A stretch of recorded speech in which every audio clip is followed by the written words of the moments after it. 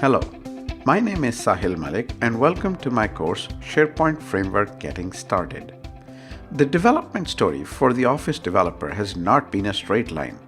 We have fought the demons of solution packages in the dungeons of add-in and the app model.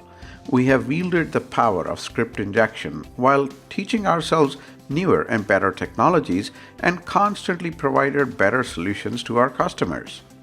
In the latest iteration of the Office developer story, SharePoint Framework offers modern development technologies, Node, TypeScript, etc., applied to SharePoint and Office 365 development. This course gives you a beginner's look at SharePoint Framework, introducing you to underlying technologies and skills you need, followed by concepts, setting up your development environment, and wrapping up with a Hello World web part. At the end of this course, you'll have a good overview of the value of and how to develop with SharePoint Framework. Thank you for watching.